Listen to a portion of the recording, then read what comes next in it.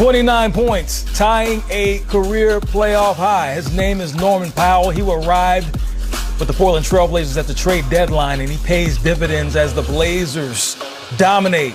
Going away, win by 20 points to tie the series. It has now turned into a best 2 out of 3. Allow me to reintroduce myself. My name is Ro, right here in Studio V. It is Playoff Central Live, presented by State Farm. I got two coaches with me that know exactly what they're talking about. One right here, Lloyd Pierce, the future coach of the year. The other, Sam Mitchell, the 2006 coach of the year. We just witnessed the Portland Trail Blazers with Dame Lillard, who came in averaging 37 points per game, only scored 10 in this one.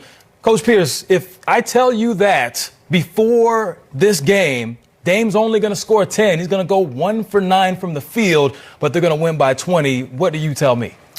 Other players stepped up, and I think you saw that obviously with Norm Powell. But I think overall what they did today, they adjusted. They made the adjustments they needed to make defensively especially, but they got contributions from everyone. And so when you were able to get the defensive stops, they took the ball out of Nurkic's hands, they forced others to beat them, and the others didn't do that today for Denver. But they were able to get out and run. They were able to share the basketball and move the basketball. And they had everyone step up. Robert Covington with 9 points. Every other starter was in double figures, and Carmelo off the bench with 12. That's the full balance of their roster and their team, but they have to get stops in order to propel and move forward in this series. Well, they definitely got stops when you hold the team way below their per-game scoring average. By the way, happy birthday to Carmelo Anthony. He turned 37, had 12 points in this one. Coach Mitchell, we know Dame can score. However, he did finish the game, 10 assists, being able to do different things, although he wasn't having the best shooting night. Yeah, bro, that's a question that all coaches ask players. What do you want to do, especially guys who score? What do you want me to do with you when you're not scoring the basketball?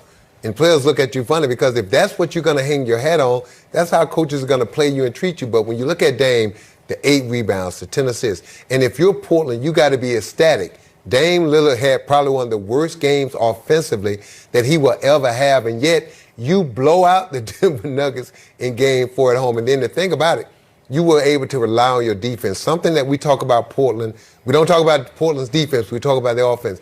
If they can bottle this defensive effort tonight and travel with this to Denver, and let's say they get past Denver and can play this type of defense, who knows how far this team will go? Because we know those two guys in the backcourt can light you up. Their whole thing is, can they play enough defense and rebound enough to hang with the upper echelon teams in the Western Conference? Tonight they did it, and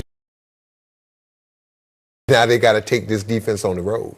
Now we talk about that backcourt. They only, and I say only, I say it like on purpose, they combined for only 31 points when you're talking about Dame and CJ, but they're still able to win. Let's go to the other side. We look at Nurkic. Well, let me start by talking about the Joker first, because we know that he's most likely the leading candidate for MVP. And this game held to 16-9, only 1 assist.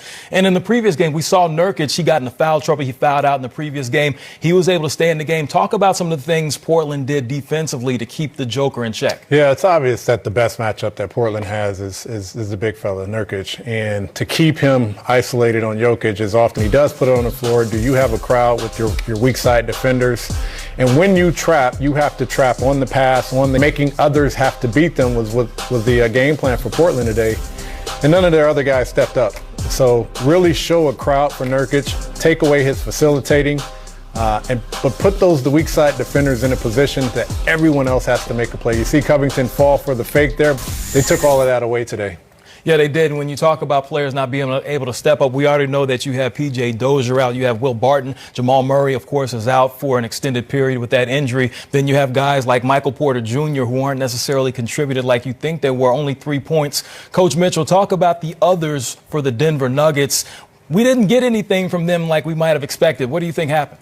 Well, it's just a bad game, man. Look, on the road is tough anyway, even during the regular season. The playoffs are even tougher. The fact that Denver came in and was up 2-1 in this series, you know, they probably took their foot off the gas a little bit and got caught up into that.